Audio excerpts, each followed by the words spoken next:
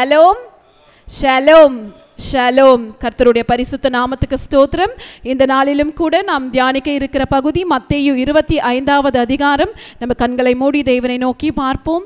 அப்பா பிதாவே, உமக்கு நன்றி செலுத்துகிறோம் ஆண்டவரே. அப்பா, இந்த காலை வேளையிலும் கூட உம்முடைய வசனத்தை நாங்கள் தியானிக்க வந்திருக்கிறோம்.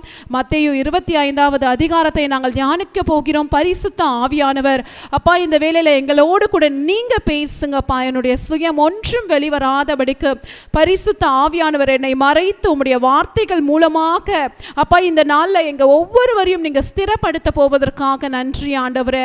இந்த நாளில் அப்பா, நாங்கள் ஆயத்தமாக்கப்பட்ட மனவாட்டிகளாக உமக்காக காத்திருக்கிற கிருபைகளை நீங்க தாங்க உங்க கரத்தில் அர்ப்பணிக்கிறோம். இயேசுவின் ரத்தம் ஜெயம், இயேசுவின் நாமத்தினால் பிதாவே, ஆமென். ஹல்லேலூயா. நாம் அனைவரும் தயவு செய்து உட்காருவோம். இந்த நாளிலும் கூட இந்த காலை தியானத்தை நேரடியாய் கலந்து கொண்டிருக்கிறவும் ஆன்லைனில் பார்த்து கொண்டிருக்கிறவர்களையும் கர்த்தர் உங்களை ஆசீர்வதிப்பாராக. நாம் எடுத்துக்கொள்வோம் மத்தேயு 25வது அதிகாரம். இதில் மொத்தம் 46 வசனங்கள் உள்ளது. இந்த நாளில் இந்த மத்தேயு 25வது அதிகாரத்திற்கு நான் ஒரு தலைப்பு கொடுக்க விரும்புகிறேன். Today's action determine the future outcome. இன்றைய கிரியை நாளையுடைய எதிர்காலத்துடைய பலனை நிர்ணயம் பண்ணுகிறது என்கின்ற தலைப்பை நான் கொடுக்கிறேன். இன்னும் ஒரு தலைப்பை நம்ம கொடுக்கலாம், ஆயத்தமாய் இரு என்கின்ற ஒரு தலைப்பையும் நான் ஒரு ஹெட்லைன்ஸை போல நான் தர விரும்புகிறேன். இந்த அதிகாரம் 24வது அதிகாரத்துடைய தொடர்ச்சி தான் இந்த மத்தேயு 25வது அதிகாரம். இந்த அதிகாரத்தில் ஆண்டவராகிய இயேசு கிறிஸ்து நியாய தீர்ப்பை குறித்து நம்ம பார்க்க போகிறோம். அவர் எப்படி ராஜாதி ராஜாவாய் நியாயம் தீர்க்க போகிறார், நித்திய ஜீவனை அதில் பங்குள்ளவர்களுக்கும் அதில் பங்கில்லாதவர்களுக்கு எப்படி ஒரு நியாய தீர்ப்பை கொடுக்க போகிறார் என்பதை குறித்தெல்லாம் நம்ம பார்க்க போகிறோம். இந்த மத்தேயு அதிகாரம் மூலமாக ஆண்டவராகிய இயேசு கிறிஸ்து அநேக ரகசியங்களை உவமைகள் மூலமாக நமக்கு சொல்லிக்கொண்டே வருகிறார். பரலோக ராஜ்யம் எப்படிப்பட்டதாக இருக்கும், நம்ம எப்படி ஆயத்தப்பட வேண்டும் என்பதை குறித்து நம்ம இந்த நாளிலும் கூட நம்ம பார்க்க போகிறோம். ஹல்லேலூயா. இந்த நாளிலும் கூட சகோதர சகோதரிகளே, ஆண்டவராகிய இயேசு கிறிஸ்து வருவதற்கு எப்படி நாம் ஆயத்தப்படுகிறோம்? கண்டிப்பாக ஆண்டவராகிய இயேசு கிறிஸ்து அவர் நிச்சயமாய் வரதான் போகிறார். ஆனால் நம்முடைய கிரியை எப்படிப்பட்டதாய் இந்த நாளில் காணப்படுகிறது? ஹல்லேலூயா. நம்ம தினம்தோறும் ஆண்டவருடைய வார்த்தைக்கு நம்ம ஆயத்தமாக இருக்கிறோமா? பரிசுத்த ஆவியானவரை நாம் தரித்து கொண்டு அவரால் நிரப்பப்பட்டு இருக்கிறோமா? இந்த நாளிலும் கூட ஆண்டவர் மீண்டுமாக அவரோடு கூட நாம் இணையும்படிக்கு, அவரோடு நல்ல உறவை நம்ம பலப்படுத்தும்படிக்கு இந்த நாளிலும் கூட மத்தேயு 25வது அதிகாரம் மூலமாக நம்மோடு கூட பேச போகிறார். நான் ஏற்கனவே கொடுத்த தலைப்பின்படி இந்த நாள், அதாவது இந்த காலகட்டத்தில் நம்ம செய்கிற வேலையாக இருக்கட்டும், கிரியையாக இருக்கட்டும், நாளையுடைய எதிர்காலத்தை அது நிர்ணயிக்கிறது. ஹல்லேலூயா. நம்ம எதை இந்த நாளில் நம்ம விதைக்கிறோமோ அதனுடைய பலனை ஆண்டவராகிய இயேசு கிறிஸ்து வரும்போது நாம் பெற்றுக்கொள்ள போகிறோம். ஹல்லேலூயா. இந்த நம்ம நல்ல செயல்பாடுகளை, ஒரு குட் கண்டக்டை நம்ம செய்ய வேண்டும் என்றால் முதலாவது நமக்கும் ஆண்டவருக்கும் இடையே இருக்கிற உறவை நாம் பலப்படுத்தி கொள்ள வேண்டும். நமக்கு கூட பார்த்தீங்கன்னா நம்ம சபைக்கு அநேக கோட்பாடுகள் இருக்கிறது, அதாவது கோர் வேல்யூஸ் இருக்கிறது. அதில் ஒரு கோர் வேல்யூ பார்த்தீங்கன்னா ரிலேஷன்ஷிப் பிஃபோர் மினிஸ்ட்ரி. ஹல்லேலூயா. அதாவது ஊழியத்துக்கு முன் உறவு. நம்ம ஆண்டவரோடு கூட நல்ல ஒரு உறவில் இருந்தால் தான் அவருக்கு உண்மையாக நம்ம ஊழியம் செய்ய முடியும். அவரோடு கூட நல்ல உறவில் நம்ம பலப்படாமல் நம்ம ஏதோ அவருக்கு நம்ம கடமைக்கு நம்மளுடைய காரியங்களை செய்தால் நம்ம நம்மை நாமே வஞ்சித்து கொண்டிருக்கிறோம், நம்ம ஏமாற்றி கொண்டிருக்கிறோம் என்ற அர்த்தம். அப்போ இந்த நாளில் கர்த்தர் நம்மோடு கூட பேசுகிற காரியம் என்னவென்றால், நம் ஆண்டவராகிய இயேசு கிறிஸ்துவோடு கூட நல்ல உறவில் இருக்க வேண்டும் என்பதை இந்த அதிகாரம் நமக்கு எடுத்துரைக்கிறது. ஹல்லேலூயா. இந்த மத்தேயு 25ஆம் அதிகாரம் நான் சொன்னபடி 24வது அதிகாரத்துடைய தொடர்ச்சி. அதாவது நம்ம ஆயத்தமாக்கப்பட்டிருக்க வேண்டும், நாம் விழித்திருக்கவும் வேண்டும் என்பதை இந்த அதிகாரம் குறிப்பிடுகிறது. அதாவது முதல் அதிகாரத்திற்கு நான் ஒரு சிறு பகுதியாய் நான் பிரிக்கிறேன். 1 to 13 வரைக்கும் the prepared virgins. ஹல்லேலூயா.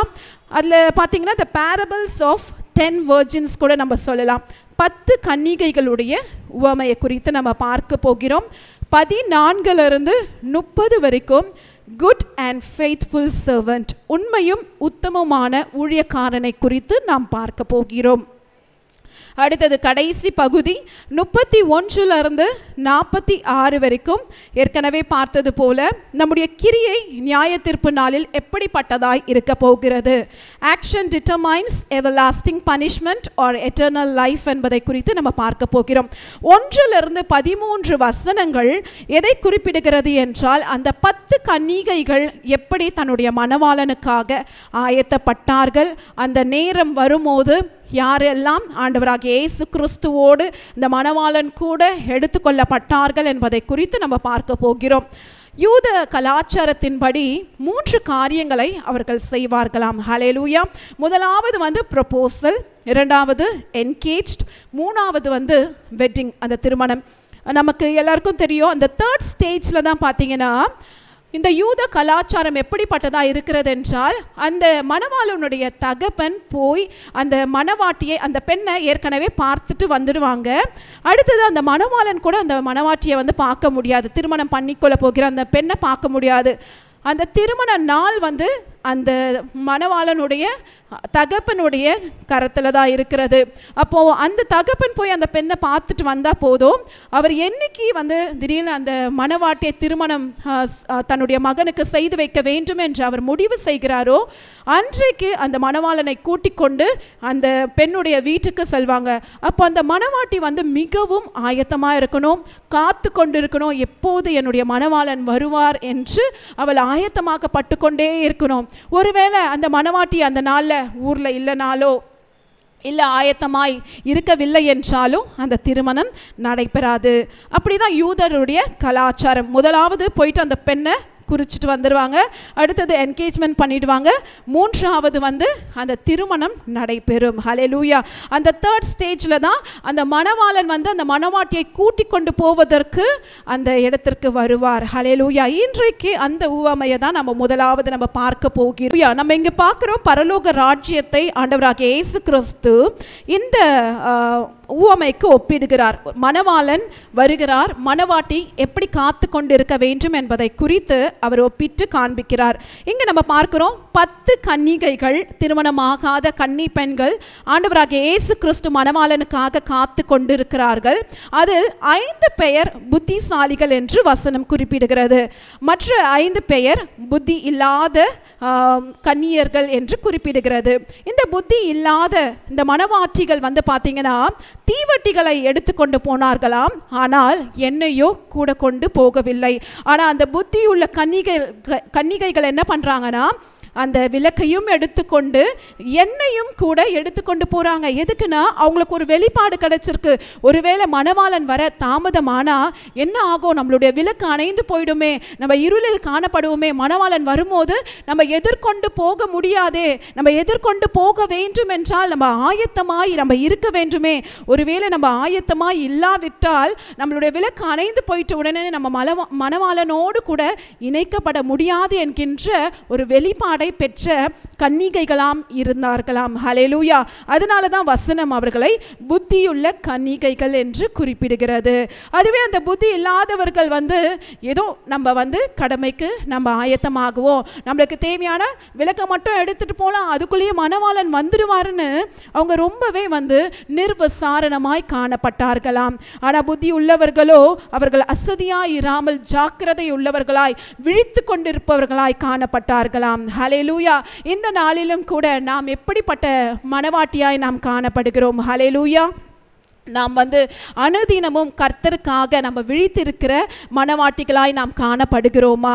இங்கு நம்ம பார்க்கிறோம், இந்த 5 புத்தி உள்ள கன்னிகைகள் எண்ணெயை கொண்டு அவர்கள் எண்ணெயை எடுத்துக்கொண்டு போனவர்களாய் காணப்படுகிறாங்க. இந்த எண்ணெய் என்பது எதை குறிப்பிடுகிறது என்றால், பரிசுத்த ஆவியானவரை குறிப்பிடுகிறது. ஹல்லேலூயா. நம்மளுடைய விளக்கு தினம்தோறும் நம்ம எண்ணெயினால நிரப்பப்பட்டவர்களாய் இருக்கிறோமா? அந்த விளக்கு என்பது ஒன்றும் இல்லை, நம்ம விசுவாசத்தில் நம்ம ஆண்டவரை நோக்கி காத்திருப்பது. இல்லை நம்ம இப்படி கூட சொல்லலாம், அந்த விளக்கு என்பது நம்ம தான். ஹல்லேலூயா. ஆண்டவர் நமக்கு அந்த ஆவி என்கின்ற அந்த விளக்கை கொடுத்திருக்கிறாரு. நமக்குள்ள அனுதினமும் பரிசுத்த ஆவியானவரால் நம்ம நிரப்பப்பட்டு இருக்கிறோமா? நம்ம ஆண்டவராகிய இயேசு கிறிஸ்துவை நம்ம ஏற்றுக்கொண்டதிலிருந்து ஆண்டவர் நம்மை அவர் அக்செப்ட் பண்ணிட்டாரு, பரிசுத்த ஆவியானவரும் நமக்குள்ள தான் இருக்கிறாரு என்று நம்ம அப்படியே அசாதனமாக இருந்து விட்டு நம்ம ஆண்டவரோடு கூட நல்ல உறவை வைக்காம நம்ம சாதாரணமாக ஒரு நார்மல் பர்சன் போல இருந்தோம் என்றால் நம்ம இந்த புத்தி இல்லாத கன்னிகைகளுக்கு நம்ம ஒப்பாயிருக்கிறோம். ஆண்டவர் சொல்றாரு, அனுதினமும் அந்த எண்ணெயினால் அந்த விளக்கு நிரப்பப்பட வேண்டும். அந்த விளக்கு எண்ணெயினால் நிரப்பப்பட்டு இருக்கும் போது தான் நம்ம ஆண்டவருடைய முழுமையை அந்த பரிபூரணத்தை பெற முடியும். அப்போ பரிசுத்த ஆவியானவர் தினம்தோறும் அவருடைய அபிஷேகத்தினால் நம்ம நிரப்பப்பட்டே இருக்கணும். ஏன்னா நம்மளாம் சாதாரண மனிதர்கள், நம்ம இந்த உலகத்தில் வாழ்ந்து கொண்டிருக்கிறோம். நமக்கும் அநேக பாடுகள் வரும்போது நம்ம என்ன பண்ணுறோம், அந்த விளக்கை போல, அந்த விளக்கு எண்ணெய் இல்லைன்னா அது என்ன ஆகும், அப்படியே ட்ரை ஆகி அது அப்படியே நிற்கிறதுக்கு அப்படியே அதோடைய அந்த ஒளி தன்மை குறைந்து கொண்டே வரும். அப்படி தான் நம்ம அப்படியே ட்ரையாக காணப்படுறோம். ஆனால் என்றைக்கு பரிசுத்த ஆவியானவரால் நம்ம நிரப்பப்படுகிறோமோ அன்றைக்கு பலன் அடைகிறோம். ஹல்லேலூயா. பரிசுத்த ஆவி உங்களிடத்தில் வரும்போது நீங்கள் பலன் அடைவீர்கள் என்று வசனம் போடப்பட்டிருக்கிறது. அப்போ பரிசுத்த ஆவியானவர்களை உடைய நபர்களாய் நாம் இருக்கும் போதுதான் நிச்சயம் நம்ம பலன் அடைந்து காணப்பட முடியும். ஹல்லேலூயா. நம்ம 5வது வசனத்தை நாம் வாசிக்க கேட்கலாம்.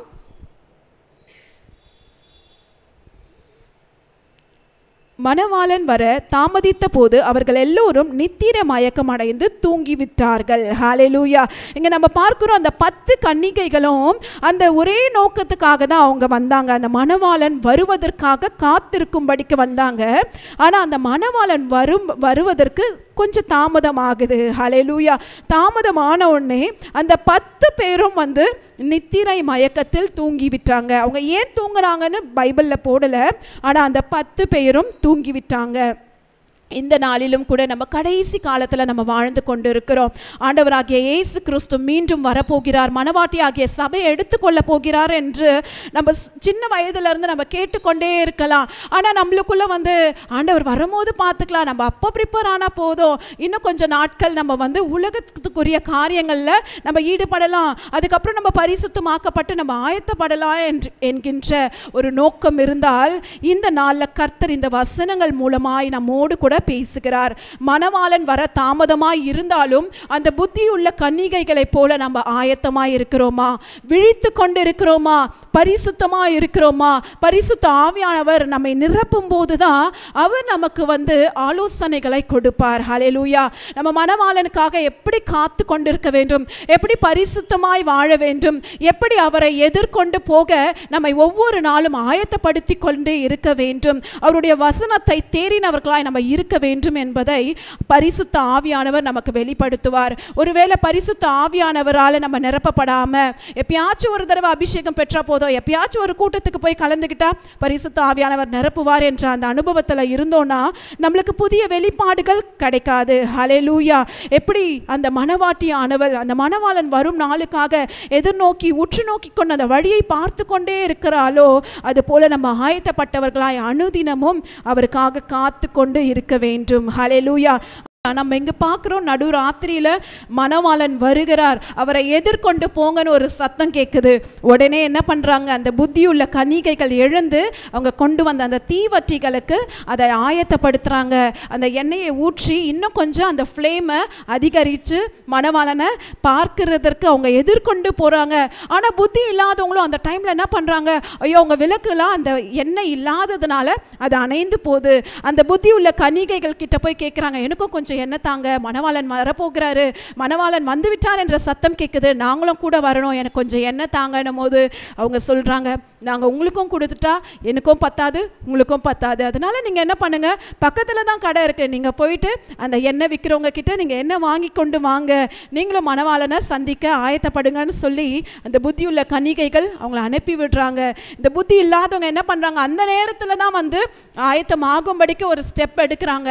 ஆனால் என்ன ஒரு பரிதாபமான ஒரு நிலை, அவங்க போயிட்டு அந்த எண்ணெய் வாங்கிக்கிட்டு வர்றதுக்குள்ளவே மணவாளன் அந்த 5 புத்தியுள்ள கன்னிகையை கொண்டு போய் விடுகிறார். ஹல்லேலூயா. ஒருவேளை நம்மளுக்கு இன்னும் நாட்கள் உண்டு, நம்ம நாளைக்கு ஆயத்தமாகலாம், இன்றைக்கு உலகத்தின் பிரகாரம் நம்ம வாழ்ந்து கொண்டிருக்கலாம், ஆண்டவர் இன்றைக்கெல்லாம் வரமாட்டாரு, அவர் வரும்போது பார்த்துக்கலான்ட்டு நம்ம நிர்விசாரணமாய் இருந்தா நம்மளுடைய நிலையும் பரிதாபமாய் காணப்படும். ஹல்லேலூயா.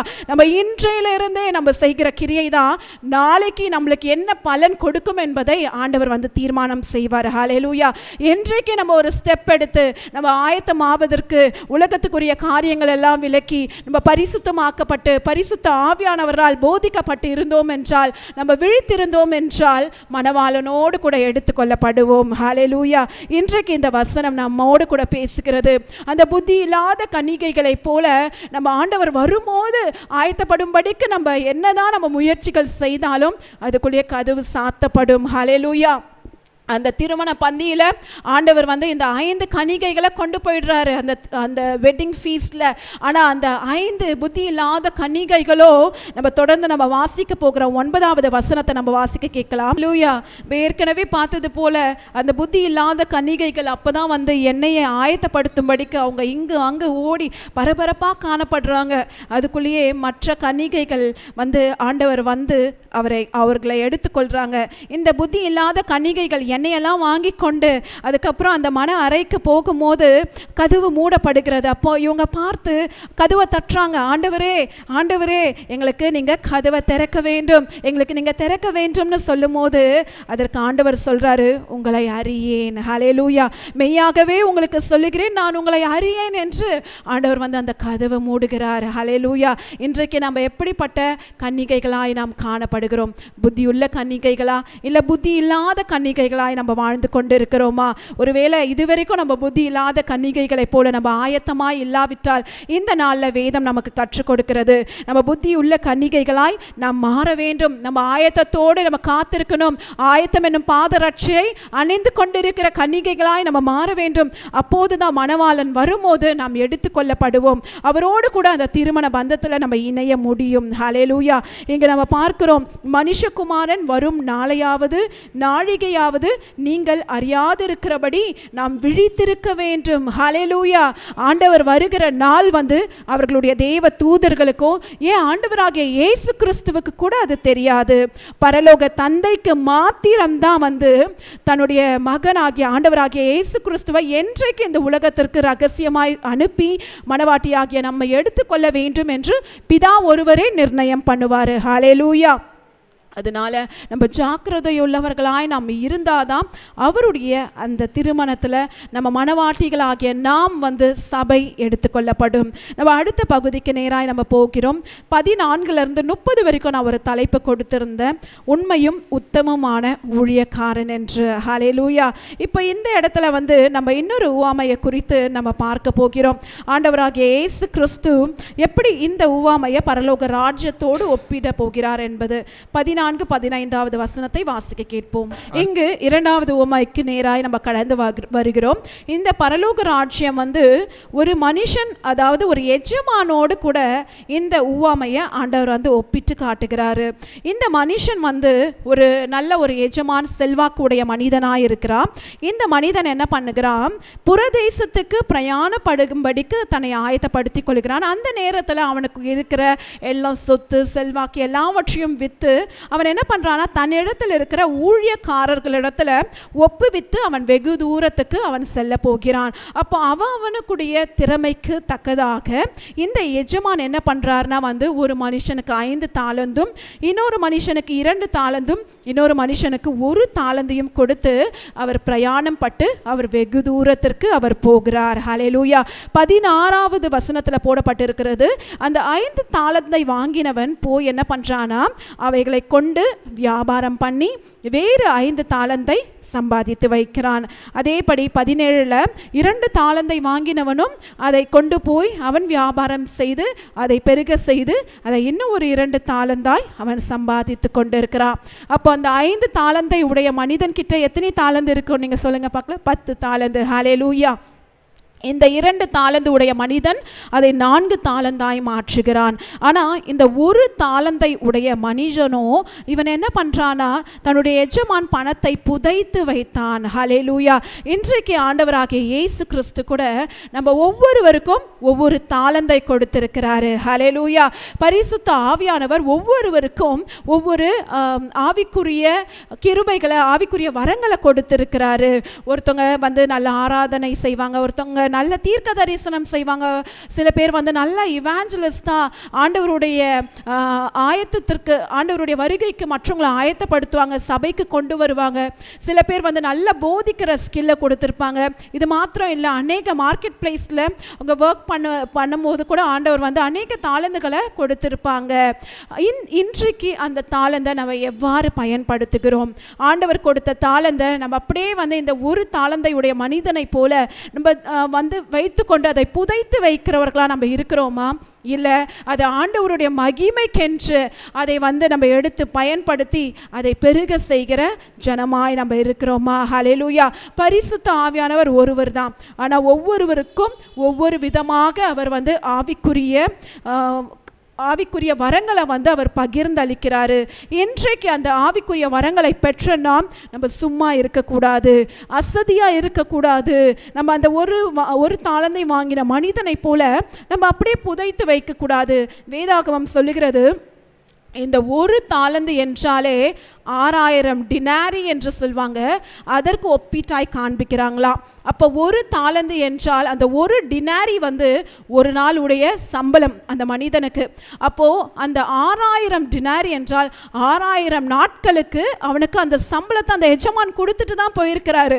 ஆனால் இந்த மனிதன் என்ன பண்ணுறான், நம்மளுடைய எஜமான் வரும்போது பார்த்துக்கலாம், இந்த தாளந்தும் தொலைந்து விடக்கூடாது, நம்ம பத்திரமா அதை புதைச்சி வைக்கலான்ட்டு அவன் அதை மண்ணில் போட்டு மூடி வச்சிடறான். இன்னைக்கு நம்ம கொஞ்சம் யோசிக்கலாமே, ஆண்டவர் எப்படிப்பட்ட தாளந்தை நம்மளுக்கு கொடுத்திருக்கிறாரு.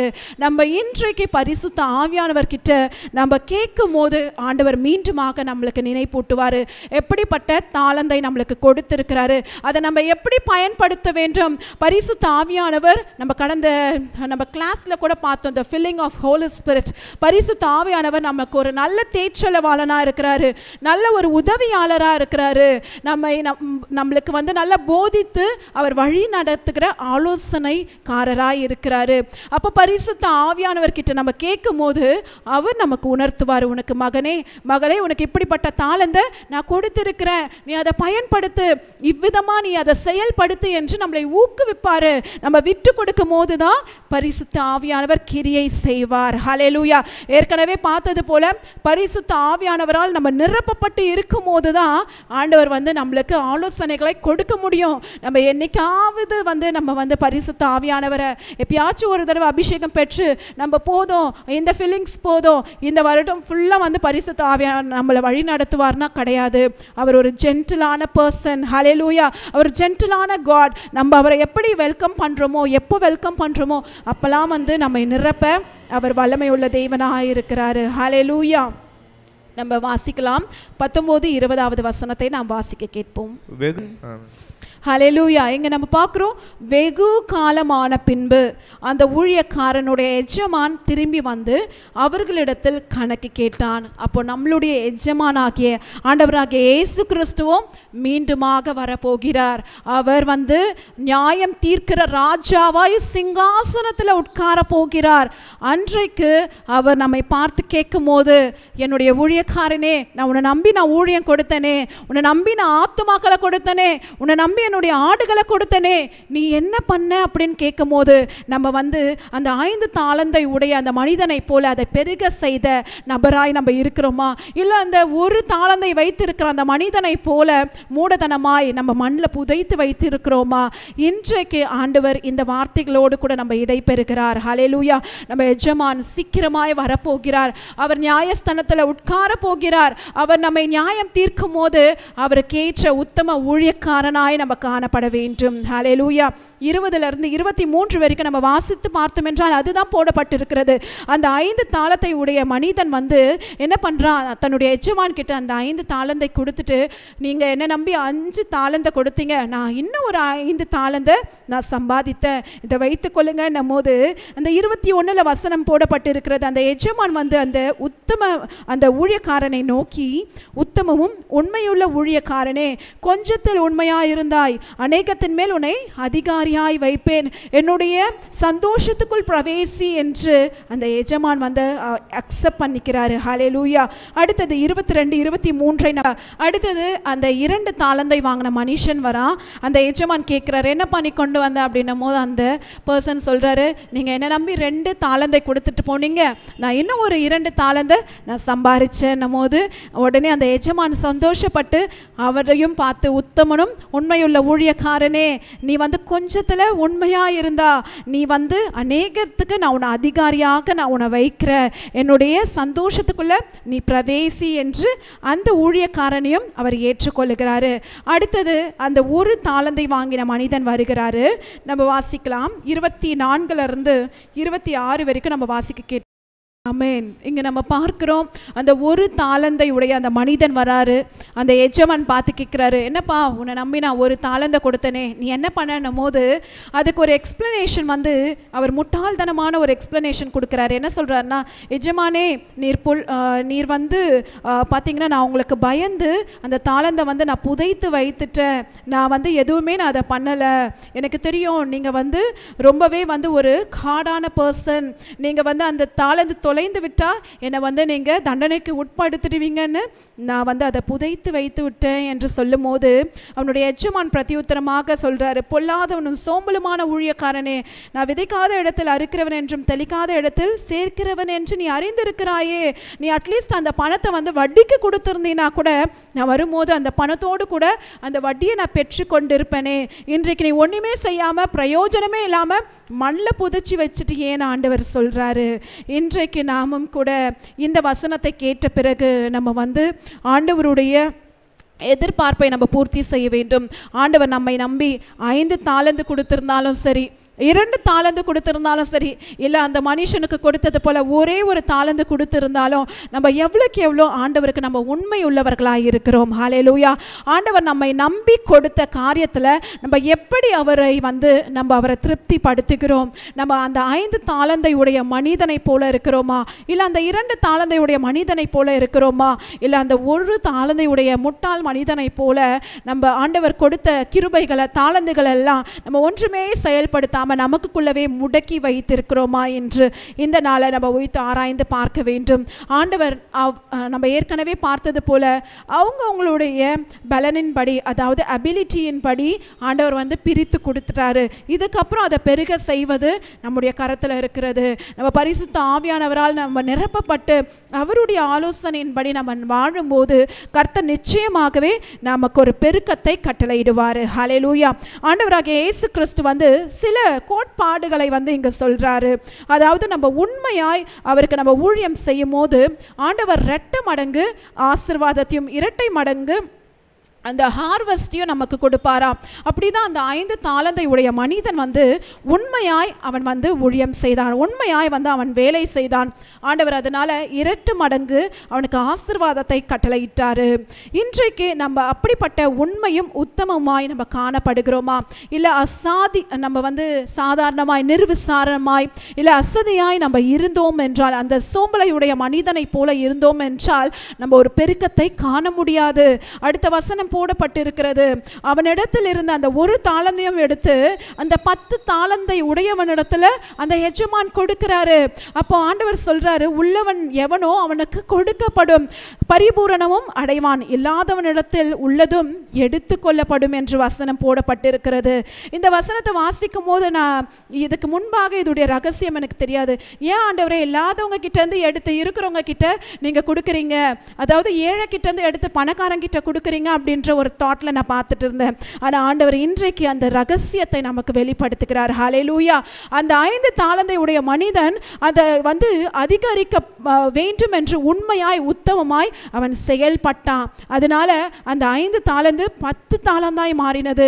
ஆனால் இந்த ஒரு தாலந்தை உடைய மனிதனோ ஆண்டவருக்கு உகர்ந்த கிரியை எதுவுமே செய்யலை, எந்த விதமான எஃபோர்ட்டும் போடல, எந்த விதமான விசுவாசத்தின் பாதையிலையும் அவன் நடக்கலை. அதனால அவன்கிட்ட இருந்த அந்த ஒரு தாலந்தையும் எடுத்து அந்த 10 தாலந்தையுடைய அந்த மனிதனிடத்தில் ஆண்டவர் கொடுக்கிறாரு. அவனுடைய எல்லையை ஆண்டவர் விஸ்தாரப்படுத்துகிறாரு. இன்றைக்கு நாமும் கூட நம்மளுடைய விசுவாசத்தின் பாதையில் உண்மையாய் உத்தமமாய் செயல்பட்டோம் என்றால் ஆண்டவர் நிச்சயமாய் நம்முடைய கூடாரத்தின் வாசல்களையும் அவர் விஸ்தாரமாக்குவார். ஹல்லேலூயா. ஒருவேளை நம்ம ஆன்லைன் மூலமாக பார்த்து கொண்டிருக்கிற மார்க்கெட் பிளேஸ் லீடர்ஸ் யாராச்சும் இருந்தீங்கன்னா ஆண்டவர் இன்றைக்கு சொல்றாரு, நீ உத்தமமாய் நீ உண்மையாய் உன்னுடைய வேலை ஸ்தானத்தில் நீ செயல்படும் மகனே மகளே, இன்றைக்கு நான் உனக்கு ஒரு பெருக்கத்தை கட்டளையிடுவேன் என்று ஆண்டவர் சொல்லுகிறார். ஹல்லேலூயா. அப்போ உண்மையாய் அந்த விசுவாசத்தின் பாதையில் உத்தமமாய் அவருக்கு ஊழியம் செய்யும் போது நிச்சயமாகவே கர்த்தர் அதற்கேற்ற பிரதிபலனை நமக்கு கொடுப்பார். கடைசி பகுதி 31 to 46 வரைக்கும் நான் ஒரு தலைப்பு கொடுத்திருந்தேன். அதாவது என்ன தலைப்பு கொடுத்தேன் என்றால், ஆண்டவர் நம்முடைய கிரியைக்கு தக்கதாக நியாய தீர்ப்பு நாளிலே நமக்கு பலன் கொடுப்பார் என்று 31 to 33 வசனங்கள் நாம் வாசிக்க கேட்போம். ஹல்லேலூயா. இது 3வது பகுதி. ஆண்டவர் வரும்போது ராஜாதி ராஜாவாய், அதாவது ரகசிய வருகையில் மணவாட்டி ஆகிய சபை எடுத்துக்கொள்ளப்படும். ஆனால் 2வது வருகை எல்லோரும் பார்க்கும் விதமாக பகிரங்கமாய் ஆண்டவர் வானத்திலிருந்து அவர் மனுஷகுமாரன் தமது மகிமை பொருந்தின சகல பரிசுத்த தூதர்களோடு வரும்போது அவர் மகிமையுள்ள சிங்காசனத்தின் மேல் ராஜாதி ராஜாவாய் வீற்றிருந்து அவர் நியாயம் தீர்க்கும் நாள் ஒரு நாள் வரப்போகிறது. அந்த நாளில் என்ன ஆண்டவர் செய்வார் என்றால், சகல ஜனங்களையும் அவருக்கு முன்பாக சேர்க்கப்படுவார்கள். நம்ம இந்தியா தேசத்தில் மாத்திரம் அல்ல, ஆங்காங்கே இருக்கிற அண்டை நாடுகளில் இருக்கிற ஜனங்களும் சேர்க்கப்படுவாங்க. அன்றைக்கு மேய்ப்பனானவன் எப்படி செம்மறி ஆட்டையும் வெள்ளாட்டையும் அவர் தனித்தனியாய் பிரிக்கிறாரோ அதுபோல ஆண்டவராகிய இயேசு கிறிஸ்து தம்முடைய தூதர்களை கொண்டு செம்மறி ஆடுகளையும் வெள்ளாடுகளையும் தனித்தனியாக பிரிக்க போகிறாரு. செம்மறி ஆட்டை தனது வலது பரிசத்திலும் வெள்ளை ஆட்டை தம்முடைய இடது பரிசத்திலும் அவர் நிறுத்துவார். ஹல்லேலூயா. நம்ம வாசிக்க கேட்கலாம். 34 to 40 வசனங்கள் வரைக்கும் நம்ம வாசிக்க கேட்போம். ஹல்லேலூயா. ஆண்டவர் நியாயம் தீர்க்கிறாரு. என்னவென்றால் அந்த செம்மறி ஆட்டை தன்னுடைய வலது பரிசத்தில் நிற்க வைத்து ஆண்டவர் சொல்றாரு, என் பிதாவினால் ஆசீர்வதிக்கப்பட்டவர்களே, உலகம் உண்டானது முதல் உங்களுக்கு ஆயத்தம் பண்ணப்பட்டிருக்கிற ராஜ்யத்தை சுதந்தரித்து கொள்ளுங்கள் என்று ஆண்டவர் அவர்களை பார்த்து சொல்லிவிட்டு சொல்றாரு, நான் பசியா இருந்தேன், எனக்கு நீங்க ஆகாரம் கொடுத்தீங்க. நான் தாகமா இருந்தேன், என் தாகத்தை தீர்த்தீங்க. நான் அந்நியனா இருந்தேன், பரதேசியா இருந்தேன், என்னை நீங்க சேர்த்து கொண்டீங்க. வஸ்திரம் இல்லாமல் இருந்தேன், எனக்கு நீங்க வஸ்திரத்தை கொடுத்தீங்க. நான் வியாதியா இருந்தேன், என்னை பார்க்க நீங்க வந்தீங்கன்னு. அப்போ அந்த நீதிமான்கள் வலது பரிசத்தில் இருக்கிறவங்க எல்லாம் ஆண்டவர் வலது பக்கத்தில் நிற்கிற அந்த செம்மறி ஆடுகள்லாம் யாரை குறிப்பிடுகிறது என்றால் நீதிமான்களை குறிப்பிடுகிறது. ஆண்டவருடைய இரத்தத்தினால தோய்க்கப்பட்டு பரிசுத்தமாக்கப்பட்ட நீதிமான்கள் என்று பெயர் பெற்ற அந்த ஜனங்களை குறிப்பிடுகிறது. அப்போ அந்த நீதிமான்கள் பார்த்து ஆண்டவரை கேட்குறாங்க, ஆண்டவரே நீங்க எப்போ பசியா இருந்தீங்க, நீங்க எப்போ தாகமா இருந்தீங்க, நீங்க எப்பப்பா நீங்க வியாதியஸ்தரா இருந்தீங்க, நாங்க எப்போ உங்களுக்கு போஜனம் கொடுத்தோம், எப்போ நாங்க தண்ணீர் கொடுத்தோம், எப்போ நாங்க உங்களை பார்க்க வந்தோம், நீங்க எப்போ வஸ்திரம் இல்லாதவரா இருந்தீங்க, இதுல நீங்க எதுவுமே நீங்க சொன்னது எங்களுக்கு புரியலையேன்ட்டு அவங்க கேட்குறாங்க. அப்போ ஆண்டவர் சொல்றாரு, அதற்கு ராஜா பிரத்யுத்தரமாக, மிகவும் சிறியவராகிய என் சகோதரரான இவர்களில் ஒருவனுக்கு நீங்கள் எதை செய்தீர்களோ அதை எனக்கே செய்தீர்கள் என்று மெய்யாகவே சொல்லுகிறேன். ஹல்லேலூயா. நம்ம கரங்களை தட்டி தேவனை மகிமைப்படுத்தலாமா? ஆண்டவர் திக்கற்ற பிள்ளைகளையும் விதவைகளையும் எளிமையான ஜனங்களையும் நேசிக்கிற தேவன். ஹல்லேலூயா. அதுதான் ஆண்டவர் சொல்றாரு, நீங்க எதை சிறியவர்களாகிய என்னுடைய சகோதர சகோதரிகளுக்கு செய்தீங்களோ அதை எனக்கே நீங்க செய்றீங்க. அப்ப அந்த நீதிமான்கள் என்ன பண்றாங்கன்னா, ஒருத்தவங்க கஷ்டப்படும் போது இவங்க போய் கை கொடுக்கறாங்க, உதவி செய்றாங்க. ஒருத்தவங்க பசியா இருக்கிறாங்கன்னா அதை பார்த்து கொண்டு இந்த நீதிமான்கள் சும்மா இல்லை, அவங்களுக்கு போய் போஜனம் தராங்க. ஒருத்தவங்க தாகமா இருக்கிறாங்கன்னா அவங்களுக்கு தண்ணீர் கொடுத்துருக்குறாங்க. வியாதியா இருக்கும் போது அவங்கள விசாரித்து வந்திருக்கிறாங்க. அதுதான் ஆண்டவர் நான் ஏற்கனவே சொன்னது போல இன்றையுடைய கிரியை நாளையுடைய பலனை கொடுக்கும். இதெல்லாம் ஆண்டவர் நியாயம் தீர்ப்பதற்கு முன்பாகவே இந்த உதாரணத்தின்படி இந்த நீதிமான்கள் ஏற்கனவே செய்து இருக்கிறாங்க. அதனால தான் அந்த ராஜா சொல்றாரு, நீங்க ஏற்கனவே அந்த சிறியவர்களுக்கு நீங்க எதை செய்தீங்களோ அதை எனக்கே செய்தீங்க என்று நான் உங்களுக்கு சொல்றேன். நீங்க கர்த்தரால் ஆசீர்வதிக்கப்பட்டவர்கள், நீங்கள் பிதாவினால் ஆசீர்வதிக்கப்பட்டவர்கள் என்று ஆண்டவர் சொல்றாரு. இன்னைக்கு நம்ம எந்த கேட்டகரியில நம்ம இருக்கிறோம்? ஹல்லேலூயா. நம்ம வலது பரிசத்தில் நிற்கிற ஆண்டவருடைய வலது பக்கத்தில் இருக்கிற அந்த செம்மறி ஆடுகளை போல அந்த நீதிமான்களாய் நம்ம காணப்படுகிறோமா? இப்போ இன்னும் ஒரு கேட்டகரியை நம்ம பார்க்க போகிறோம். அப்போ இந்த நாளில் ஆண்டவர் நம்ம கிட்ட எதிர்பார்க்கிற காரியம் இந்த நீதிமான்களாய் நாம் இருக்க வேண்டும். ஹல்லேலூயா. ஒருத்தவங்க கஷ்டப்படுறாங்கன்னா முழுமையாக அவங்களுடைய ஒரு தேவையை நம்ம பூர்த்தி செய்ய முடியலனா கூட நம்மளால் முடிந்ததை நம்ம அவங்களுக்கு உதவி செய்யலாமே.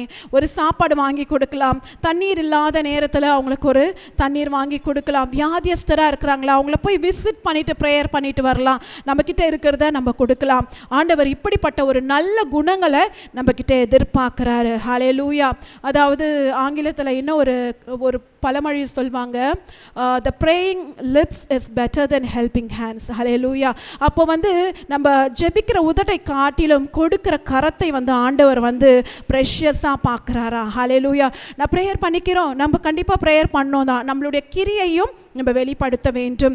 ஆண்டவர் அதுதான் சொல்றாரு, உன்னை நேசிப்பதை போல பிறரையும் நீ நேசி என்று ஆண்டவர் சொல்றாரு.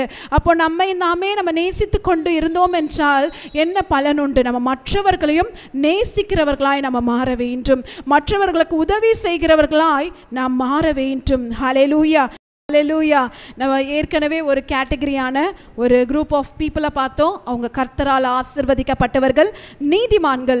இங்கே இன்னொரு வகையான ஒரு ஜனங்கள் நிற்கிறாங்க.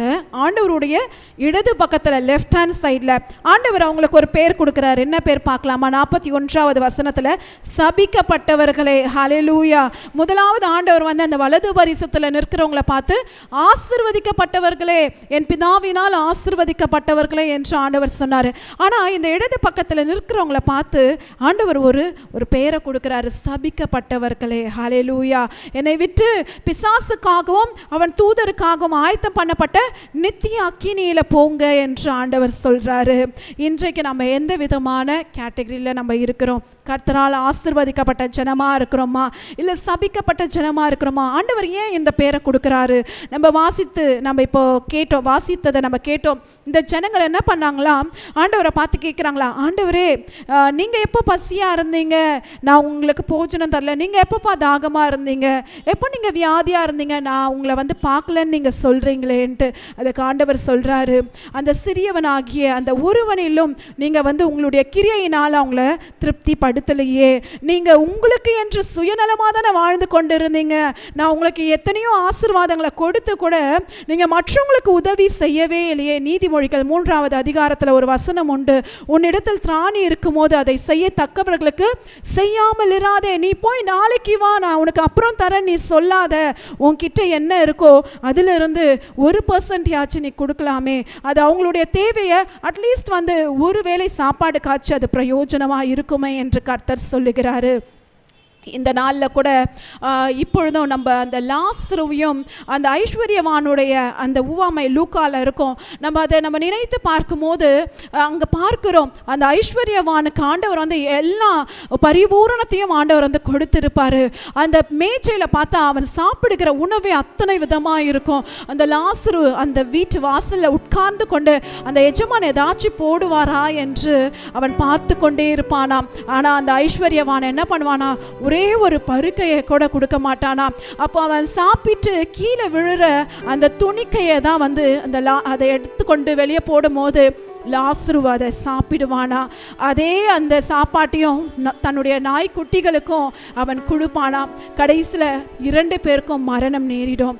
அப்போ அந்த 2 பேரும் மரித்து அவங்க அடக்கம் செய்யப்பட்டிருப்பாங்க. நம்மளுடைய இமேஜினேஷனில் யோசித்து பார்க்கலாமே, அந்த ஐஸ்வர்யவான எப்படி ஒரு பரியல் பண்ணியிருப்பாங்க. ரொம்ப பிரம்மாண்டமாக அந்த பாடி அடக்கம் பண்ணி நல்ல கல்லறையெல்லாம் போட்டு சூப்பராக அடக்கம் பண்ணியிருப்பாங்க. ஆனால் லாசரு என்ன பண்ணியிருப்பாங்க, எடுத்து தூக்கி போட்டு இருப்பாங்க. அவன் சாதாரணமாக பிச்சை கேட்ட ஒரு மனிதன் தானே, அவனுக்கு எந்த விதமான ரிசோர்ஸஸ் இல்லைன்ட்டு தூக்கி போட்டிருப்பாங்க. ஆனால் ஆண்டவருடைய பார்வையில் அந்த 2 ஆத்துமாக்களும் விலையேற பெற்றது. ஹல்லேலூயா. அந்த 2 ஆத்துமாக்களும் ஆண்டவர் எடுத்துக்கொள்ளுகிறாரு. அப்போது அந்த ஜீவ புஸ்தகத்தில் பெயர் பார்க்கும்போது லாசருடைய பெயர் இருக்குது, ஆனால் அந்த ஐஸ்வர்யவானுடைய பெயரோ இல்லை. ஹல்லேலூயா. என்ன ஒரு பரிதாபமான நிலை. அடுத்தது அந்த ஐஸ்வர்யவானுடைய அந்த ஆத்மாவை கொண்டு போய் நரகத்தில் போடுறாங்க. அப்போது அந்த ஐஸ்வர்யவான் கண்ணை உயர்த்தி அவனுடைய தலையை உயர்த்தி பார்க்கும்போது இந்த லாசரு ஆபிரகாமுடைய மடியில் அவர் இளைப்பாரி கொண்டிருக்கிறார். ஹல்லேலூயா. இன்றைக்கு ஆண்டவர் இந்த வார்த்தைகள் மூலமாய் நம்மளோடு கூட இடைபெறுகிறாரு. நம்ம யாரை போல இருக்கிறோம், நம்மளுடைய கிரியை எப்படிப்பட்டதாய் காணப்படுகிறது. அன்றைக்கு லாசரு வாழும்போது அவனுடைய கிரியை இந்த பூமிக்குரிய காரியத்தை மாத்திரமல்ல, பரலோகத்திலும் ஒரு அசைவு உண்டாக்கிற்று. ஹல்லேலூயா. ஆனால் அந்த ஐஸ்வர்யவான் தனக்கென்று சுயநலமாய் வாழ்ந்ததுனால அவன் நித்தியத்தில் அடைய முடியல. இங்கு அந்த ஊவாமையை தான் ஆண்டவர் மீண்டுமாய் சொல்லுகிறாரு. நான் பசியாக இருந்தேன், தாகமாக இருந்தேன், நான் வியாதியஸ்தனாக இருந்தேன், நீங்கள் எனக்கு உதவி செய்யவில்லை என்று.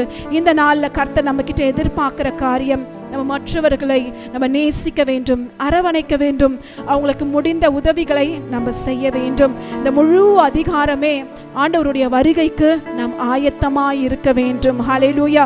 விழித்திருக்க வேண்டும். நல்ல காரியங்களை, நல்ல கிரியைகளை நாம் செயல்படுத்தி கொண்டே இருக்க வேண்டும். ஏற்கனவே கேட்டது போல இந்த நாளில் நம்ம செய்கிற காரியம்தான் நாளையுடைய எதிர்காலத்தை அது தீர்மானம் பண்ணும். எனவே இந்த நாளிலும் கூட நம்ம இந்த வார்த்தையின் படிக்கு நம்மை மாற்றிக்கொள்வோம். ஆண்டவருக்குரிய காரியத்தை, பரலோக ராஜ்யத்துக்குரிய காரியங்களை நம்ம செய்வோம். ஆண்டவர் அதற்கேற்ற பிரதிபலனை கொடுத்து நம்மை ஆசீர்வதிப்பாராக. நாம் எழுந்து நின்று நாம் தேவனை ஆராதித்து அவரை மகிமைப்படுத்துவோமாக. இன்னைக்கு நம்ம ஆண்டவர் இடத்துல நம்ம ஒப்பு கொடுக்கலாமா? கர்த்தர் நம்மிடத்தில் அநேக தாளந்தை கொடுத்திருப்பார். அதை ஆண்டவருக்கு உபயோகமுள்ள பாத்திரமாக நாம் பயன்படுத்துகிறோமா, இல்லை நாம் புதைத்து வைத்துக் கொண்டு இருக்கிறோமா? இன்னைக்கு ஆண்டவரிடத்தில் ஒப்புக்கொடு. ஆண்டவரை, என்னை அர்ப்பணிக்கிறேன் தகப்பனப்பா, உமக்கு உகந்த பாத்திரமா தகப்பனே, உமக்கு உகந்த தாளந்தை கொடுக்குறோளா எங்களை மாற்றுக்கன்று. ஆண்டவரை, என்னை அர்ப்பணிக்கிறேன். ஆண்டவர் சொல்லுப்பனப்பா, நான் கூட தகப்பனே, எனக்கு எத்தனை தாளந்து கொடுத்தாலும் தகப்பனே, அதனால் உமக்கு நாங்கள் திரும்ப கொடுக்காமல் எமைக்கையே நாங்கள் பயன்படுத்தி வந்துக்கிறோப்பா. இன்று நாங்கள் தீர்மானம் செய்கிறப்பா, அதுவும் நாமத்துக்காக, முத நாம மகிமைக்காக. நீர் மீண்டும் வரும்போது, நீர் மீண்டும் வந்து எங்களை சந்திக்கும் போது அப்பா, உங்களிடத்தில் நாங்கள் தகப்பனே இந்த கன்னிகையை போல தகப்பனே ஆயத்தமாக இருந்து நாங்கள் பலிக்கு பெருக உதவி செய்யுங்கன்னு சொல்லிட்டு எங்களை உங்களிடத்தில் அர்ப்பணிக்கிறேன்னு சொல்லிட்டு பாடலை பாடி கூட சேர்ந்து ஆண்டு நான் மையப்படுத்தலாமா? குயவனே குயவனே படைப்பின் காரணரே, களிமண்ணான என்னையுமே கண்ணோக்கி பார்த்திடுமே. சொல்லமா 24 குயவனே குயவனே படைப்பின் காரணரே, களிமண்ணான என்னையுமே கண்ணோக்கி பார்த்திடுமே. எங்களை அதிகமாக நேசிக்கிறாப்பா. நீ மட்டும் எங்களோட பேசினேன், எங்களோட அசைவாடு நன்றி செலுத்துகிறப்பா. நீ மட்டும் எங்களோட அசைவாடு இனிமேலும் எங்களை மறைத்து நீ பேசுங்கப்பா. நீங்களே நாம மகிமையை பயன்படுத்துகிறோம். இயேசுவின் நல்ல பிதாவே, ஆமென். மத்தேயு 25ஆம் அதிகாரம் 18ஆம் வசனம் 26ஆம் வசனத்தை வாசிக்கிறேன். ஒரு தாளந்தை வாங்கினவனோ போய் நிலத்தை தோண்டி தன் எஜமானுடைய பணத்தை புதைத்து வைத்தான். 26ஆம் வசனம் சொல்லுகிறது, அவனுடைய எஜமான் பிரதித்திரமாக பொல்லாதனும் சோம்பலமான ஊழியக்காரனே, நான் விதைக்காத இடத்தில் அறுக்கிறவரும் தெளிக்காத இடத்தில் சேர்க்கிறவரும் என்று அறிந்திருந்தாயே. ஆமேன். இன்னைக்கு நம்ம பார்த்தா அந்த ஒரு தாளந்து எத்தனைனா 6000 தெனாரி. 6000 தெனாரினால் ஒரு தெனாரி ஒரு நாள் கூலின்னு பார்த்தா 6000 நாட்கள். ஆமேன். நம்ம அது வருடங்களாக நம்ம வகுத்து பார்த்தா 16 வருடம் கூலி. ஆமேன். ஒரு வருட கூலியே எவ்வளோ இருக்கும்ல? நம்ம ஒரு வருஷம் உட்காந்து சாப்பிட்றதுனால எத்தனையோ விதமான உட்காந்துருக்கோம். 16 வருடம் கூலியை கொடுத்தாலும் அவன் எதுவுமே செய்யாமல் அப்படியே மணலில் போட்டு புதைத்து வைத்துக்கிறான்.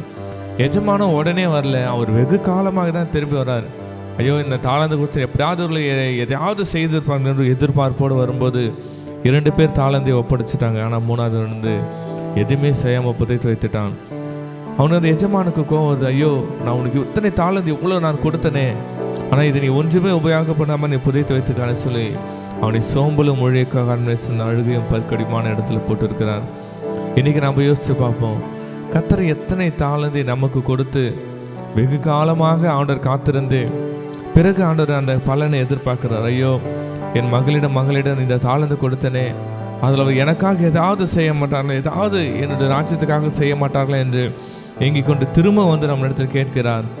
ஆனால் நாம் அவரிடம் சொல்ல பதில் என்ன? ஆண்டவரே, நீங்கள் கொடுத்த தாளத்தை உமக்காக பயன்படுத்திட்டேன்னு அந்த 2 பேர் சொல்ல போகிறோமா? இல்லை ஆண்டவரே, நீங்கள் தான் எல்லாத்தையும் பார்த்துப்பீங்க, உங்களுக்கு எதுக்கு நான், என்னை விட்டால் உங்களுக்கு வேற நிறைய பேருக்கு என்னன்னு சொல்லிட்டு நம்ம அந்த தாளத்தை பொதுத்து வைத்துட்டு நான் வாழ்ந்து கொண்டு இருக்கிறோமா? கண்களை மூடி நம்ம கர்த்தரை நோக்கி பார்க்க போகிறோம். ஆண்டவர் மிக சீரியஸாக நமக்கு, மகளே நான் உன்னை நம்பி நான் கொடுத்தேனே, நான் உன்னிட தானே இந்த தாளத்தை எதிர்பார்க்கிறேன், நான் உனக்கு தானே கொடுத்தேன். அது ஒரு நாள் இல்லை, ஒரு நாள் என்னுடைய நாமத்துக்காக மகிமைக்காக பயன்படாதா, ஒரு நாள் இல்லை என்னுடைய ஊழியத்துக்காக பயன்படாதான் கொடுத்தேனே, ஆனால் இன்றும் அதை மண்ணில் போட்டு புதைத்து கொண்டு இருக்கிறார் என்று ஆண்டவர் நம்மோடு பேசி கொண்டு இருக்கிறார்.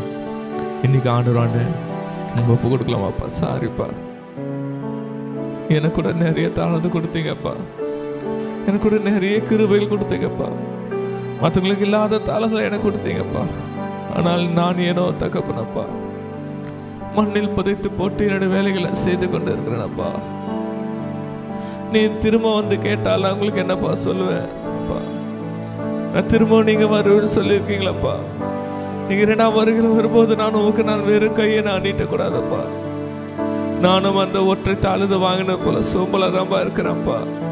நான் அந்த ஒற்றை தாளந்து வாங்கின போல நான் லேசியா இருக்கிறேன்ப்பா. நான் அந்த ஒரு தாளந்து வாங்கினது போல நான் கேர்லெஸ்ஸா இருக்கிறேன்ப்பா. என்ன மன்னிங்க தகப்பனே, என்ன மன்னிங்க. சாண்டோரை கேட்கலாமா? முடிந்தவர்கள் முழுங்கால் படிடலாம்ப்பா. சாரிப்பா, எனக்கு கூட இந்த தாளந்து குத்து நீங்க திரும்ப கேட்டுட்டே இருக்கீங்க. நான் கூட இல்லைன்னு சொல்லி ஓடிக்கொண்டுக்கிறேன்ப்பா. ஆவியானவரே, என்ன மன்னிங்கப்பா, ப்ளீஸ்ப்பா. எங்களை மன திரும்ப ஒரு வாய்ப்பு கொடுங்கப்பா. தகப்பனப்பா, எங்க தாளந்தை அவங்க இடத்துல ஒப்பு கொடுத்துறப்பா. ப்ளீஸ், அது உங்க ராஜ்யத்துக்கு என்ன பயன்படுத்துங்கப்பா, உங்க ராஜ்யத்துக்கு என்ன பயன்படுத்துங்கப்பா. இன்று நான் உங்க ஒப்பு கொடுக்குறப்பா. இத்தனை நாங்கள் புதைந்திருந்த தகப்பனே தாளந்தாக இல்லப்பா, எனக்கு வெளிக்கொண்டு வரப்பா. இந்த தாளந்தை உமக்கு நாங்கள் பயன்படுத்துகிறப்பா. இந்த தாளந்து ராஜ்யத்துக்கு நான் பயன்படுத்தணும்னு சொல்லிட்டு முடிந்தவர்கள் ஆண்டவர் இடத்துல நம்ம வாய்களை திறந்து பேசலாமா? ஆண்டவர் நம்மோடு பேசுகிறோம், நம்ம திரும்ப பேசலாம்ப்பா. என்னை பயன்படுத்துங்கப்பா, என்னை பயன்படுத்துங்க, நான் உங்களுக்கு நான் அர்ப்பணிக்கிறேன்னு சொல்லிட்டு ஆண்டவர் சமூகத்தை நம்ம சொல்லலாமா? இது நமக்கு ஆண்டவர் இடைப்பட்ட நேரம்.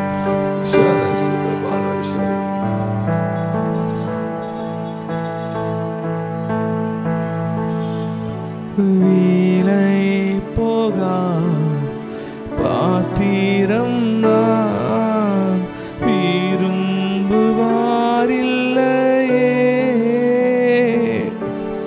வீணையெல்லாம் கிருபையால் உகந்ததாக்கிடுமே.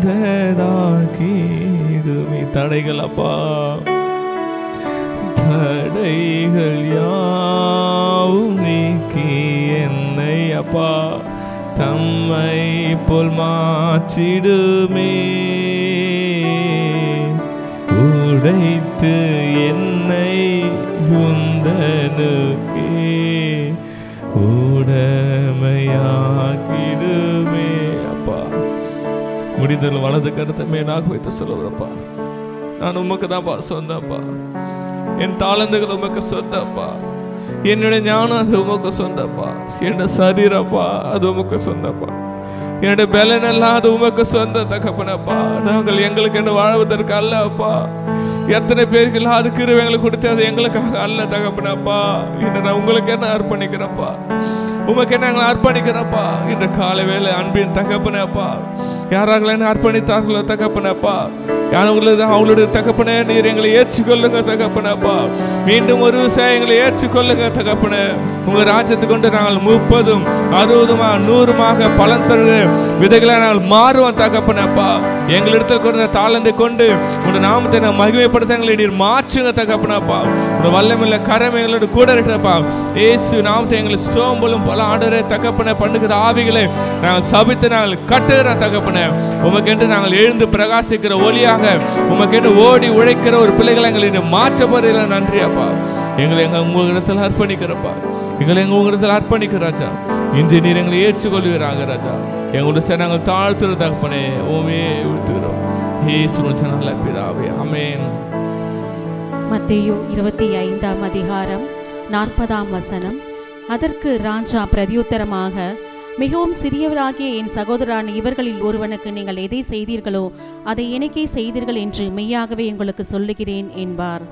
இந்த அதிகாரத்தில் நம்ம பார்த்திருக்கிறோம், ஆண்டவர் சொல்றாரு, இந்த சிறியவர்களாகிய இவர்களுக்கு நீங்கள் எதை செய்தீர்களோ அதை எனக்கே செய்தீர்கள் என்று. நம்ம இந்த ஐஸ்வர்யவான் லாசரு கதைகளை கூட பார்த்தோம். இந்த ஐஸ்வர்யவான் இந்த லாசருக்காக தன்னுடைய மேஜையின் துணிக்கையில் விழுந்த அந்த உணவை கூட கொடுக்க மனதில்லாதபடி இருந்தான். ஆனால் கடைசியில் அவருடைய 2 ஆத்துமாக்களும் ஆண்டவரிடத்தில் செல்லும் பொழுது ஆண்டவரிடத்தில் இளைப்பாறிய ஆத்துமா லாசருடைய ஆத்துமாவாக இருந்தது. இந்த நாளில் கூட ஆண்டவர் நம்மக்கிட்ட எதிர்பார்க்கிற காரியம் என்ன? அவர் வரும்பொழுது இந்த ஊமைகளை சொல்லப்பட்டிருக்கு, செம்மறி ஆடுகளையும் வெள்ளாடுகளையும் அவர் பிரிப்பார் என்று. ஒருவேளை ஆண்டவர் வரும் பொழுது, அவர் நம்மையும் எடுத்துக்கொள்ளப்படும் பொழுது, அவருடைய நியாய தீர்ப்பு நாளில் நாம் அவருடைய வலது பாரிசத்தில் நிற்கப் போகிறோமா இல்லது அவருடைய இடது பாரிசத்தில் நிற்கப் போகிறோமா என்பதை நாம் இன்று தீர்மானிக்க வேண்டிய சூழ்நிலை இருக்கிறோம். ஏனென்றால் ஆண்டவர் எதிர்பார்க்கிற காரியம் நாம் பிறருக்கு இரக்கமுள்ளவர்களாக, பிறர் மீது அன்புள்ளவர்களாக, கருணை உள்ளவர்களாக நாம் வாழ வேண்டும். ஆவிக்குரிய கனியுள்ள ஒரு வாழ்க்கையை ஆண்டவர் நம்மிடத்தில் எதிர்பார்த்து கொண்டிருக்கிறார். இந்த நாளிலும் நம்மை நாமே தேவனிடத்தில் அர்ப்பணிப்போம். இப்பொழுதும் ஒரு தீர்க்க தரிசன காரியமாக நாம் முன்பதாக கடந்து வர போகிறோம்.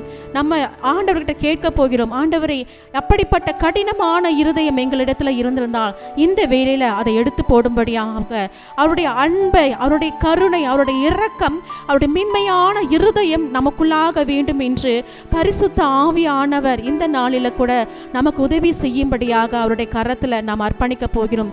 ஏனென்றால் நாம் அனைவரும் அவருடைய ஆடுகளாய் காணப்படுகிறோம். இப்பொழுதும் நாம் முன்பதாக கடந்து வந்து தேவனிடத்தில் நம்மை நாமே ஒப்புக் கொடுப்போமா?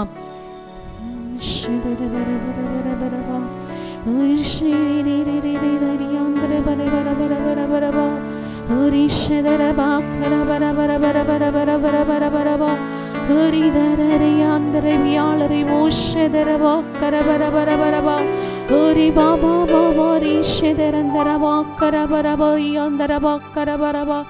ஆவியானவரே, அப்பா, இப்பொழுதும் ஆண்டவரே, அப்பா, உம்முடைய சமூகத்தில் எங்களை அர்ப்பணிக்கிறோம் ஆண்டவரே.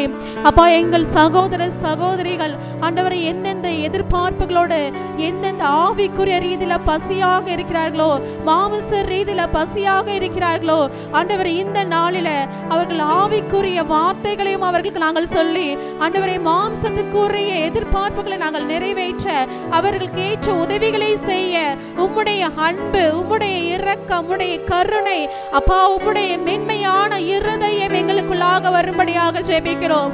அப்பா, ஒரு விசையாக அப்பா உம்முடைய அன்பினால் எங்களை நிரப்புவீராக டேடி. அப்பா, இங்க இருக்கிற ஒவ்வொரு உம்முடைய அன்பினால நிரப்புவீராக. எங்கள் சபை முழுவதும் உம்முடைய அன்பு ஆளுகை செய்யட்டும் ஆண்டவரே. அப்பா, இதோ ஆண்டவரை, யார் யாரெல்லாம் எந்தெந்த காரியத்திற்காக நோக்கி பார்த்து கொண்டிருக்கிறார்களோ, எங்களுக்கு திராணி இருக்கும் பொழுது அதை செய்ய ஆண்டவரே நாங்கள் இந்த வேளையில் எங்களை அர்ப்பணிக்கிறோம் ஆண்டவரே.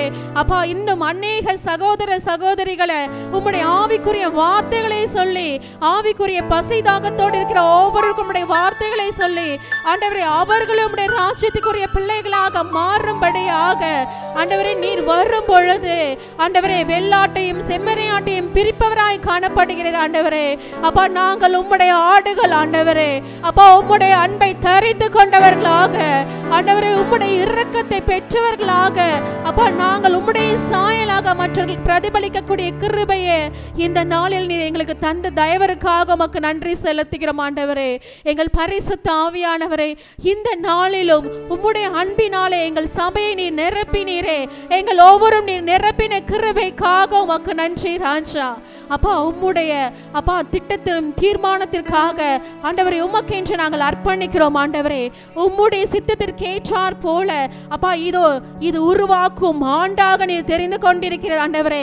இந்த உருவாக்கும் ஆண்டில ஆண்டவரே உம்முடைய தயவு, உம்முடைய இரக்கம், உம்முடைய அன்பை வெளிப்படுத்துகிற பிள்ளைகளாக அநேகருக்கு உம்முடைய நாமத்தை நாங்கள் சுவிசேஷமாக அறிவித்து இன்னும் அநேகரை உம்முடைய ராஜ்யத்திற்குள்ளாக பிள்ளைகளாக நாங்கள் மாற்ற ஆண்டவரே இந்த நாளில் எங்களை அர்ப்பணிக்கிறோம். அப்பா, யார் யாருக்கெல்லாம் உதவி தேவைப்படுகிறதோ ஒவ்வொருவருக்கும் ஆண்டவரே அந்த உதவிகளை செய்ய இந்த வேளையில ஆண்டவரே எங்கள் இருதயத்தையும் எங்கள் கரத்தையும் நீர் ஆசீர்வதித்த தயவருக்காக உம்முடைய அன்பினால் நிரப்பிய கிருபைக்காக உமக்கு நன்றி செலுத்துகிறோம் தகப்பனே. சகல துதி கன மகிமை ஒருவருக்கு ஏறெடுக்கிறோம். இயேசுவின் ரத்தம் ஜெயம். இயேசுவின் நாமத்தில் பிதாவே, ஆமென். ஆமென். ஹல்லேலூயா. இந்த நாளிலும் கூட நம்ம பார்த்தோம் 3 விதமான உவமைகளை குறித்து நம்ம பார்த்தோம். 10 கன்னிகைகளாக இருக்கட்டும். அடுத்தது அந்த எஜமான், புரதேசத்துக்கு போன அந்த எஜமான் தன்னுடைய தாளந்துகளை கொடுத்து விட்டு சென்றது போலவும் 3வது உவமை அந்த நியாய தீர்ப்பு நாளை குறித்து நம்ம பார்த்தோம். இந்த மொத்த அதிகாரமே ஆண்டவருடைய வருகைக்காக நம்ம எப்படிப்பட்டவர்களாய் நம்ம காத்திருக்க வேண்டும் என்பதை குறித்து நம்ம இந்த நாளில் பார்த்தோம். நம்ம விழித்திருக்க வேண்டும். அவர் கொடுத்த தாளந்தை நாம் பயன்படுத்த வேண்டும். அது 5 தாளந்தா இருந்தாலும் 2 தாளந்தா இருந்தாலும் இல்லை ஒரே தாளந்தா இருந்தாலும் அதை நம்ம ஆண்டவருக்கென்று பயன்படுத்தும் போது இன்றையுடைய கிரியை நாளைக்கு அது பிரதிபலன் அளிக்கும். இந்த ஆண்டுடைய வாக்குத்தத்தம் நமக்கு கெட் செட் லான்ச். ஹல்லேலூயா. ஆண்டவர் நம்ம எந்த இடத்துல அவர் கொண்டு போய் அவர் நிறுத்த வேண்டும் என்று அவர் நிர்ணயம் பண்ணி இருக்கிறாரோ இந்த நாள் நம்ம செய்கிற கிரியை நாளைக்கு அங்கு கொண்டு போய் நிறுத்தும். ஹல்லேலூயா. இன்றைக்கு அதற்காக நம்மை அர்ப்பணித்து ஜெபிப்போமா? நம்ம கண்களை மூடி கைகளை உயர்த்தி ஆண்டவரை பார்த்து நம்ம கேட்போம். ஆண்டவரே, எங்களை நீங்க பயன்படுத்துங்க. இந்த 2025ஆம் ஆண்டுல எங்களை நீங்க பயன்படுத்துங்கப்பா. எங்களிடத்தில் கொடுத்த அப்பா எத்தனை தாளந்துகளா இருந்தாலும் அது உம்முடைய ராஜ்யத்திற்கென்று பயன்படுத்தட்டும் ஆண்டவரே. அப்பா, எங்களை எடுத்து நீங்க வல்லமையாய் உம்முடைய ஊழியத்தை ஆண்டவரே அப்பா நிறைவேற்றுங்க. உங்களுடைய ராஜ்யத்தை கட்டுகிறவர்களாய் எங்களை நீங்க மாற்றுங்க. இந்த ஆண்டுடைய வாக்குத்தத்தம் எங்களை நீங்க லான்ச் பண்ண போறீங்கப்பா. நீங்க நிர்ணய இடத்துல அப்பா அந்த டெஸ்டினேஷன்ல எங்களை கொண்டு போய் நீங்க நிறுத்த போறீங்கப்பா. இன்றைக்கு எங்களுடைய கிரியைகள் உமக்கு உகந்ததாக எங்களை நாங்க மாற்றி ஒப்பு கொடுக்கிறோம் ஆண்டவரே. அப்பா, நீங்க இந்த முதற்கொண்டு உமக்கு ஏற்ற பாத்திரங்களாய் எங்களை நீங்க பயன்படுத்தி நீங்க வழி நடத்துங்க. கருத்தில் அர்ப்பணிக்கிறோம். இயேசுவின் ரத்தம் ஜெயம். இயேசுவின் நாமத்தினால் பிதாவே, ஆமென். ஷலோம். கர்த்தர் உங்களை ஆசீர்வதிப்பாராக. ஷலோம். கடைசி ஆசீர்வாதத்துக்கு நேராக கைகளை விரித்துக் கொள்ளும்.